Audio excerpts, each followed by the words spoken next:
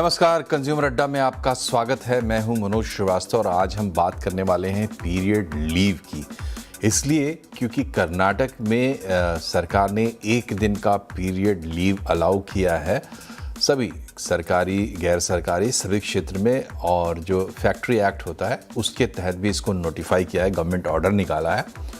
इसका मतलब ये है, कुल मिला के निचोड़ ये है कि हर महीने एक छुट्टी महिलाओं को अलाउड होगी। वो अपने मेंस्ट्रुअल पीरियड में वो छुट्टी ले सकती हैं। इस छुट्टी को कैरी फॉरवर्ड नहीं कर सकते हैं, लेकिन एक एक छुट्टी अगर आप महीने की जोड़ेंगे तो साल भर में 12 छुट्टियां अलाउ की हैं। इससे पहले केरल में, बिहार में और उड़ीसा में इसी पैटर्न पर पिछले साल लागू हुआ था। बिहार में 92 से है और केरल में भी है, यूनिवर्सिटीज़ वगैरह में है। लेकिन कानून बनाना एक बात होता है, कानून को लागू करना दूसरी बात है, और फिर कानून का सही इस्तेमाल, नियम का सही इस्तेमाल करना ये एक अलग बात है। जहाँ तक महिलाओं के पीरियड्स की बात है, एक समय ऐसा भी था जब महिलाएं घर और रसोई तक सीमित थी। तब पीरियड्स के दौरान महिलाओं का मूवमेंट भी रिस्ट्रिक्ट कर दिया जाता था, घर में उनको आम कामकाज से हटा दिया जाता था। इसको लेकर भी अलग अलग तर्क दिए जाते हैं। कुछ लोगों को लगता है कि ये अपने तरीके की पेट्रियार्की थी, भेदभाव था महिलाओं के साथ। कुछ लोगों को लगता है कि यही एक तरीका था जिसके ज़रिए महिलाओं को अलग एक आप कह सकते हैं कि आराम की व्यवस्था दी जाती थी। अब जबकि सरकार इस तरीके के नियम कानून बना रही है, अलग अलग सरकारें बना रही है, तब भी दो तरह की बात चल रही है। एक पक्ष ये कहता है कि भाई सही बात है, जायज़ बात है, ये महिलाओं का हक है, लाइफस्टाइल बदल रहा है, पीरियड्स ज़्यादा पेनफुल हो रहे हैं और आपको बाहर निकल के एक्टिविटीज़ करनी है, घर तक आप सीमित हैं नहीं, तो ज़्यादा दिक्कत होती है, छुट्टी मिलनी चाहिए। दूसरा पक्ष ये भी कहता है कि ऐसे जो प्रेफरेंसेस या जो सुविधाएं मिलती हैं, एंटाइटलमेंट्स मिलते हैं महिलाओं को, उसके चलते उनके साथ भेदभाव होता है, लोग रखना ही नहीं चाहते महिलाओं को अपने यहाँ।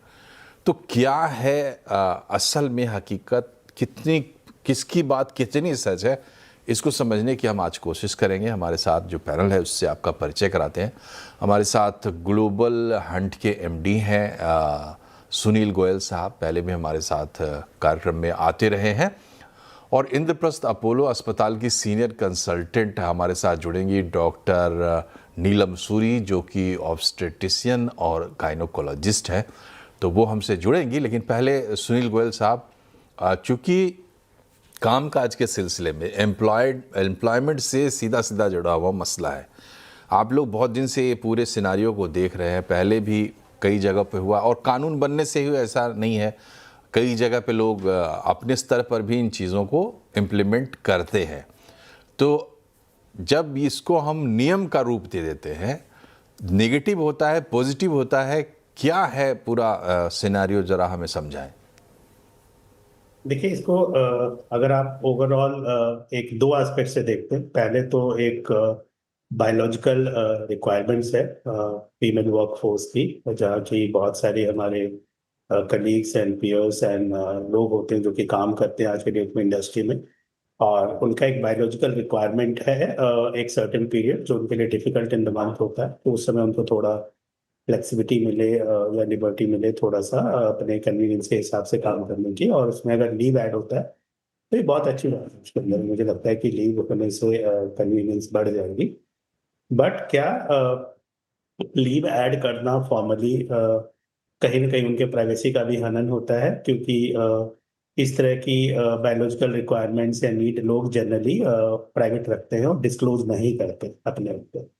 तो एक तो या तो एक स्टैंडर्ड लीव ऐड हो जानी चाहिए कि विमेन वर्कफोर्स है, कहीं भी काम करता है तो उसे आप एडिशनल 12 लीव्स दे दीजिए साल के, and in this head of this, and then उसके बाद वो अपने आप को मैनेज कर लें उस चीज को उस ड्यूरेशन के लिए। Number one.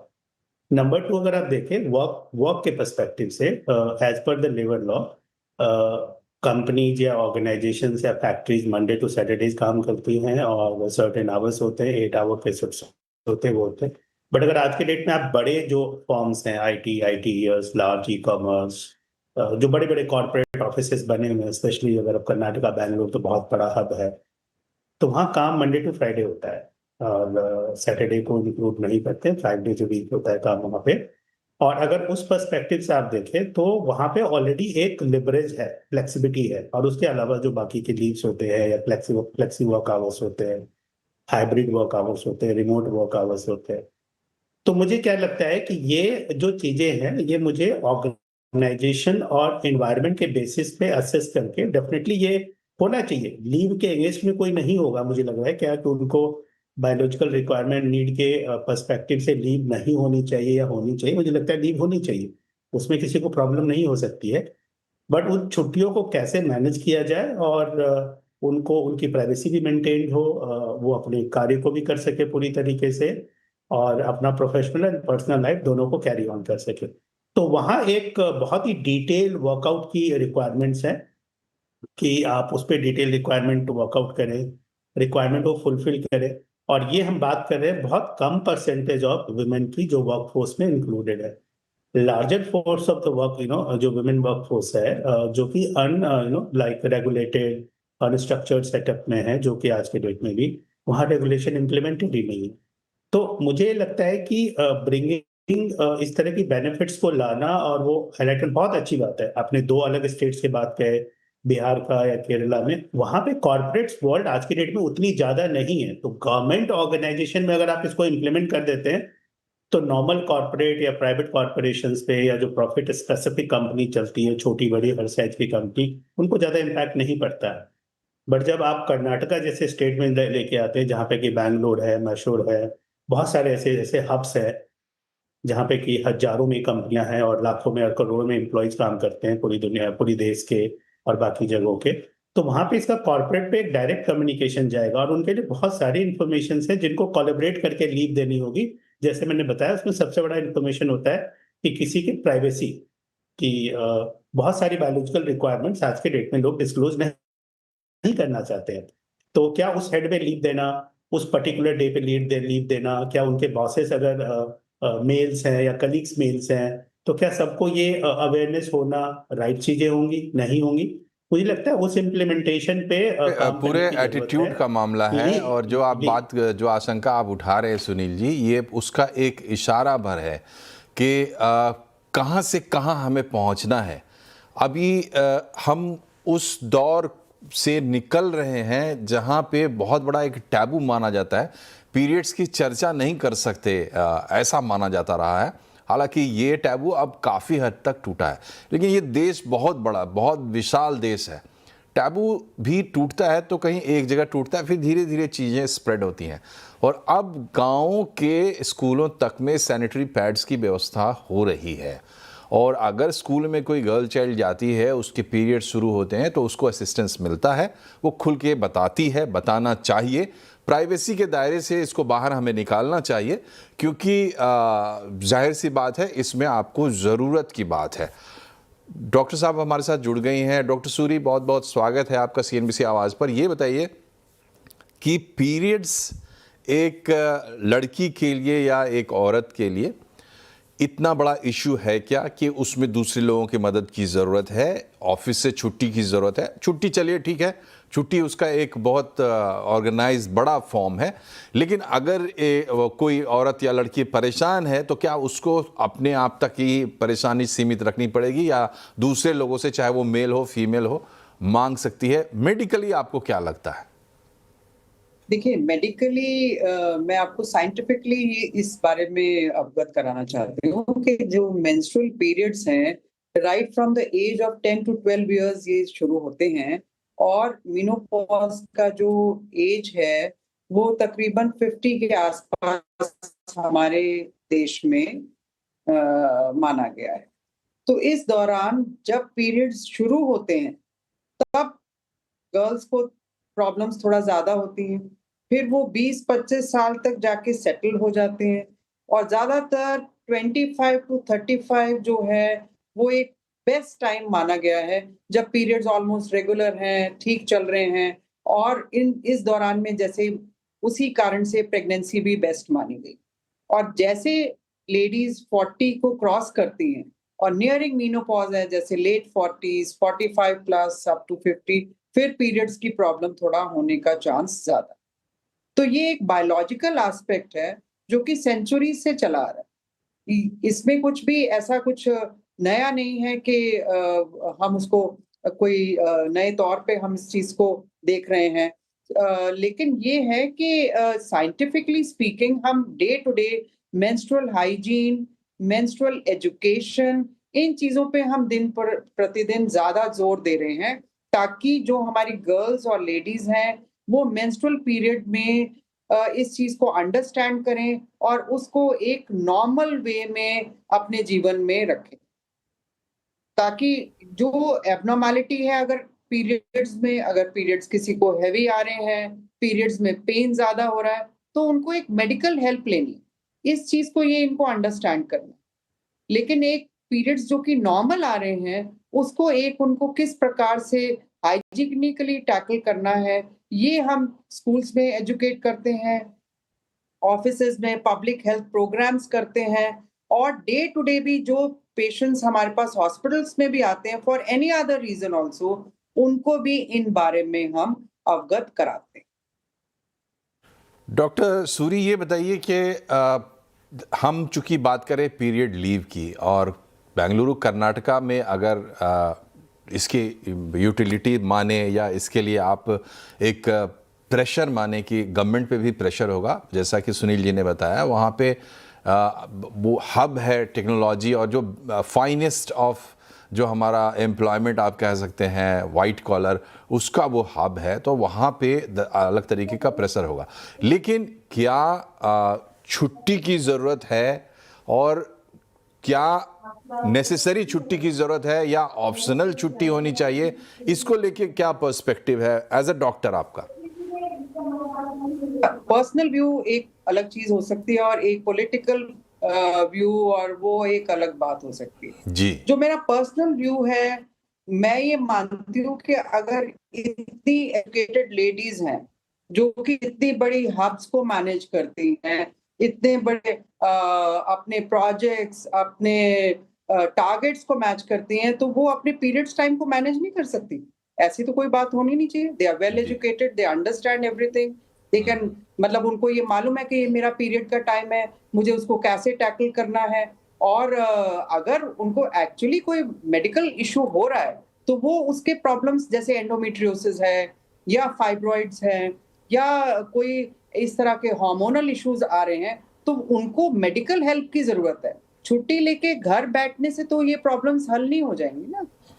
मतलब ये मेरा एक पर्सनल व्यू है। Politically it may be different, and the corporate pressures and everything might be different, but taking as being a lady myself and in this field for last about 35-40 years, मुझे लगता है कि लोगों को educate करने की ज्यादा जरूरत है, उनको उसके बारे में बताने की ज्यादा जरूरत है, ताकि वो अपने पीरियड्स को किस प्रकार से अपनी प्रोफेशनल लाइफ में एडजस्ट करना है वो हमें देखना जी। उसमें जस्ट एक दिन की छुट्टी देने से तो नहीं हो जाएगा problem. There are many ladies जिनके पीरियड्स इरेगुलर है, 50 डेज में ही आ रहे हैं पीरियड्स।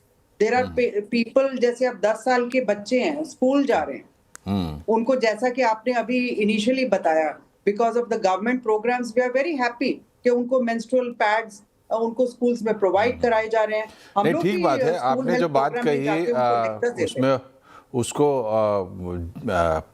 सही पर्सपेक्टिव में अगर लिया जाए, देखिए जब आप एक स्थिति से निकल के दूसरी स्थिति की तरफ जाते हैं, लाइफस्टाइल चेंज हुआ ना, पूरा जो हमारा फिजिकल वर्ल्ड है वो चेंज हुआ, फीमेल का रोल चेंज हुआ, तो उसके हिसाब से हमें चेंज होना है। अब इसमें छुट्टी दे देना एक, आप कह सकते हैं कि एक थोड़ा सा बड़ा एक, चूंकि वहाँ पे डिसीजंस तो फ्रेमवर्क में ही लेते हैं, जो मेंटालिटी चेंज करने की बात है उसको उस तरफ पुल करेगी ये चीज़ें। जो बात आज हम कर रहे हैं वो उसका ही नतीजा है, चूंकि एक स्टेट ने फैसला लिया। ये कंपलसरी होना चाहिए, नहीं होना चाहिए, इस पे बात हो सकती है। और आपने सही कहा कि अगर कोई मेडिकल केस है तब तो वो मेडिकल केस है, हर पीरियड पे छुट्टी देने जी। और पीरियड्स भी ऐसा नहीं है, तो गवर्नमेंट सोच रही है कि महीने में एक दिन है। अब आप मतलब कितनी लेडीज हैं उनको पीरियड्स मंथ में 2 बार ही आ रहे हैं, किसी को मतलब शॉर्ट साइकिल्स हो रही हैं, किसी को प्रोलॉन्ग साइकिल्स हो रही हैं, किसी को पीसीओडी है। ये तो एक मेडिकल एस्पेक्ट है जो कि उनको अपने डॉक्टर से जाके डिस्कस करना है। एक पॉलिटिकल या कॉर्पोरेट हब इस चीज का फैसला नहीं ले सकते कि उनको महीने में एक दिन और किस दिन देनी है पीरियड्स। तो आपको किसी को 5 डेज आ रहे हैं, किसी को 10 डेज आ रहे हैं, किसी को 8 डेज आ रहे हैं। अब मान लो उसको पीरियड में 3-4 दिन ही प्रॉब्लम हो रही है, तो वो एक दिन कैसे छुट्टी ले लेगी? She has to take for more days. तो वो तो एक डॉक्टर का पर्सपेक्टिव है कि इनको कितना चाहिए। फिर ठीक उसका बात है। एज ग्रुप है। आप बताइए 10 इयर्स का बच्चा स्कूल जा रहा है, उसके अभी पीरियड्स जस्ट शुरू हैं, उसको हेल्प की ज्यादा जरूरत है। तो अब वो उसको अगर जब तक हम उसको एजुकेट नहीं करेंगे, उनकी मदर्स उनको सिखाएंगे नहीं कि उनको कैसे करना है, तो इतने अगर स्कूल से वो लीव लेंगे तो उनका करिकुलम कैसे कंप्लीट होगा? एक तरफ हम जेंडर इक्वालिटी की बात कर रहे हैं और एक तरफ उनको हर तरफ से छुट्टी लेके they are not kind of participating, चाहे अपनी क्लासेस में, चाहे अपनी मीटिंग्स में, चाहे अपना जो भी जिसका प्रोफेशन है। So one can not take this as a एक तरह का एक्सक्यूज के भी मैं छुट्टी लेके घर बैठ जाऊं। नहीं, सही बात है। वो मेरा और एक पर्सनल व्यू है। Again I am telling you कि it is not connected to anything political, but एक मेरा नहीं, पर्सनल ठीक बात है, इसमें इतनी सफाई देने की जरूरत नहीं है, पॉलिटिकल की बात नहीं है। जो फैक्ट है वो कोई भी आदमी बोल सकता आ है। रही है इसमें कि उनको आप ये छुट्टी दे रहे हैं तो हम उसको भी छुट्टी दें। सो इंस्टेड ऑफ दैट जो वर्क प्लेसेस में ठीक है, पॉइंट टेकन डॉक्टर सूरी, आपका पॉइंट क्लियर है। जो आप कहना चाह रहे हैं बहुत स्पष्ट है। जो स्थिति है, बायोलॉजिकली जो पोजीशन है, उसके हिसाब से एक दिन की बात नहीं है, 4-5 दिन की बात है। अलग अलग लोगों के साथ अलग अलग कंडीशन से बहुत सारी चीज़ें हैं। उसका सोल्यूशन एक दिन की छुट्टी नहीं हो सकता। ऐसा आप नहीं कह सकते कि एक दिन की छुट्टी दे दी, इन सारी चीज़ों का सोल्यूशन हो गया। ब्रेक के बाद एक बार फिर से आपका स्वागत है। आज का ज़्यूमर अड्डा में हम बात कर रहे हैं पीरियड लीव की, क्योंकि कर्नाटक में पीरियड लीव दी गई है। इससे पहले उड़ीसा में दी गई थी, 1-2 और राज्यों में है। लेकिन पीरियड्स की जब हम बात करते हैं तो इसका कल्चर से बड़ा स्ट्रॉन्ग कनेक्शन होता है। और हमारे देश में ही कल्चर इतना वेरिड है कि आप जानकर हैरान होंगे नॉर्थ के लोग कि साउथ में कई स्टेट्स ऐसे हैं जहाँ पे जब लड़कियों को पीरियड्स आते हैं तो उसको सेलिब्रेट किया जाता है। बाकायदा उसके लिए एक अलग से पूजा का आयोजन होता है। उसमें सारे लोग, परिवार, इष्ट मित्र सब सम्मिलित होते हैं। और तो ये अलग अलग जगह पर अलग अलग एटीट्यूड का भी मामला है। लेकिन जब आप उसमें इस तरीके के कोई इंटरवेंशन करते हैं जैसे पीरियड लीव है, या फिर जो साइंटिफिक नज़रिया अब आ रहा है नए तरीके से साइंस के माध्यम से, तो वो पूरे इकोसिस्टम को टच करता है और उसके कई तरीके के परिणाम होते हैं। सुनील जी, ये बताइए, क्या ये चीज़ें महिलाओं के लिए काउंटर प्रोडक्टिव भी हो सकती हैं वर्कफोर्स में उनके जाने को लेकर, अगर हम बात करें ऑर्गेनाइज सेक्टर में? मुझे लगता है कि बहुत ज़्यादा तो नहीं, बट अगर आप ऑर्गेनाइज सेक्टर के अंदर अगर आप मिड एंड स्मॉल कंपनीज के बात करें, जहाँ पे कि और बहुत सारे स्टार्टअप्स की बात करें जो कि बहुत ही थिन मार्जिन और लो कॉस्ट और productivity and lot of work पे जिस पे डिपेंडेंसी रहती है, तो जब हम पे इक्विटी की बात करते हैं तो वर्किंग डेज, वर्किंग आवर्स और अलग अलग तरह के पार्टिसिपेशन उसमें शामिल हो जाते हैं। तो बहुत ज़्यादा अगर उसमें आप रेगुलेशंस लेके आते हैं तो प्रेफरेंशियल्स जो पैरामीटर्स हैं वो वहाँ पे उस जेंडर के लिए कम हो जाएंगे। क्योंकि अगर आप उसको रेगुलेट नहीं करें तो आप ऑर्गेनाइजेशंस के ऊपर छोड़ दीजिए, क्योंकि आज के डेट में हर कंपनी एक बेस्ट एम्प्लॉयज को अट्रैक्ट करना चाहता है irrespective of gender, best resource को देता है। और मुझे लगता है कि आज के डेट में ऑर्गेनाइज सेक्टर के अंदर में काफी अच्छा पार्टिसिपेशन भी है फीमेल वर्कफोर्स का। एक टाइम पे जहाँ पे 15, 18, 20% होता था, आज के डेट में 35-40%, 40 से ऊपर परसेंट तक चला गया है पार्टिसिपेशन ऑफ वुमेन वर्कफोर्स। तो मुझे लगता है कि हर चीज को रेगुलेटेड करने की शायद रिक्वायरमेंट नहीं होती है। बहुत सारी चीजें ऐसी होती है जहां पे कि अगर गवर्नमेंट के लेवल पे आप कुछ करना चाहते हैं तो you are most welcome to do it at government level.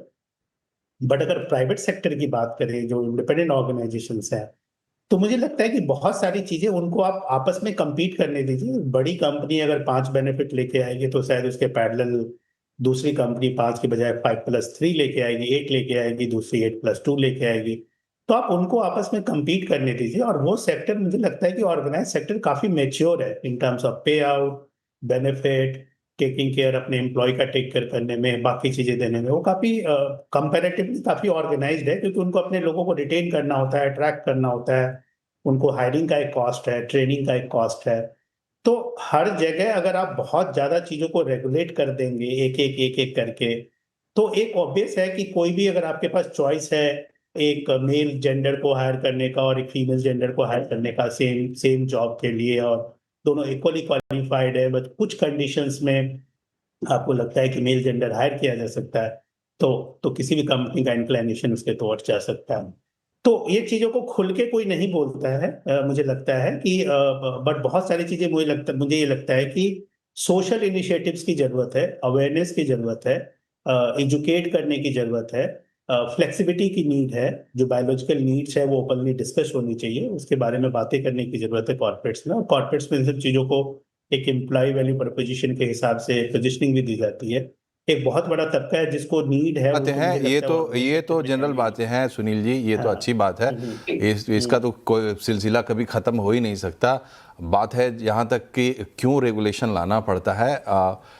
Bharat में अभी भी हाई हैंडेडनेस है, मतलब जिसने नौकरी दी है उसको लोग अन्नदाता मानते हैं, तो आप समझ सकते हैं कि पलड़ा किधर भारी होता है। तो रेगुलेशंस लाने की ज़रूरत होती है बहुत सारे मामले। इस मामले, पर्टिकुलर मामले को हम उससे ऐड ना करें, हम इस पे ही बात कर रहे हैं कि इस एक चीज़ से, चूंकि वो एक मैंडेटरी छुट्टी अगर हो जाती है उसका असर पड़ सकता है।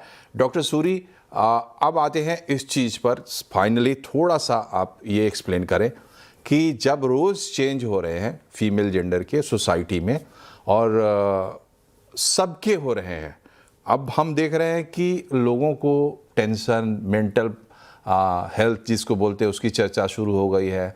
फिज़िकली कम एक्टिव रहते हैं लोग, 6-6, 8-8 घंटे बैठ के काम करते हैं, तो कह रहे हैं कि फैटी लीवर का सबसे बड़ा कारण ये है। इस तरह के जो बदलाव आए हैं, चूँकि फीमेल की बायोलॉजी अलग होती है, उस पर किस तरह का दबाव पड़ रहा है, क्या उसका भी असर हो सकता है? ये आपका कहना बिल्कुल सही है। जो आजकल के वर्ल्ड में हमारा लाइफस्टाइल चेंजेस है, उसकी वजह से हमारे बहुत गायनी इश्यूज बहुत ज्यादा, कुछ प्रकार की बीमारियां कुछ ज्यादा बढ़ गई हैं। जैसे मैं आपको बताऊं, पीसीओडी है जिसको हम पॉलीसिस्टिक ओवेरियन डिजीज कहते हैं, एंडोमेट्रियोसिस है। ये सब जो बीमारियां हैं, ये आज से मान लीजिए 25 से 30 साल पहले इनका इंसिडेंस बहुत ही कम था। अभी हम देख रहे हैं कि sudden there is a surge in it, because जैसा कि आप बता रहे हैं कि कंटिन्यूस बेसिस पे उनको बैठ के काम करना है, उनको स्लीप इश्यूज हैं, लेट नाइट कई लोग काम कर रहे हैं, डिफरेंट कॉल सेंटर्स में उनके टाइमिंग्स डिफरेंट है, तो स्लीप डिसऑर्डर्स हो रहे हैं। इसकी वजह से हमारे हार्मोन्स जो है वो बॉडी में डिस्टर्ब होते हैं, जिससे कि मेंस्ट्रुअल इश्यूज और ऑफ कोर्स आगे चल के इनकी प्रेगनेंसी इश्यूज भी इसी वजह से, इनफर्टिलिटी और ये जो बाकी प्रॉब्लम्स हैं ये ज्यादा बढ़ रही हैं। ये बात बिल्कुल सही है, और इस बारे में सभी कॉर्पोरेट्स को school level, college level, organisations, they have to work. उनको विमेन हेल्थ के लिए इस पे काम करना है, जिसमें उनको उनको मतलब कुछ लाइफस्टाइल इनके लेक्चर्स होने चाहिए, उनके इश्यूज को हम आउट करें, तो कुछ उनको एक तरह मंथली कोई उनका इस तरह का हेल्थ प्रोग्राम होना चाहिए, जिससे कि वो इस चीज पे ज्यादा अपना हेल्थ पे फोकस कर सकें, क्योंकि अगर उनकी हेल्थ सही रहेगी तभी उनकी परफॉर्मेंस भी बेटर होगी। जी बिल्कुल। अगर और हेल्थ में प्रॉब्लम होगी तो अपने आप उनका पूरा ओवरऑल उनका जी जी ऑर्गेनाइजेशन में ही मतलब वर्कफोर्स का जी मेंटल प्रेशर, स्ट्रेस, और उसकी वजह से उनके मेडिकल इश्यूज और ज्यादा बढ़ेंगे। तो जी education is the answer and not जी गिविंग द जी जी lead. Not that is my regulation. Perspective. सही बात है, और ये कार्यक्रम रखने का मकसद भी यही था कि इस पे बातचीत हो, और जब आप बात करते हैं तो कई सारी चीज़ें निकल के सामने आती है, वरना आप एक लाइन में इसको खारिज कर सकते हैं या फिर इसकी सराहना कर सकते हैं, ये बहुत बहुत अच्छा कदम है, या फिर कह सकते हैं नहीं इसकी ज़रूरत नहीं थी, ज़बरदस्ती का कदम है। चीज़ें कई बार घुमा फिरा के होती हैं।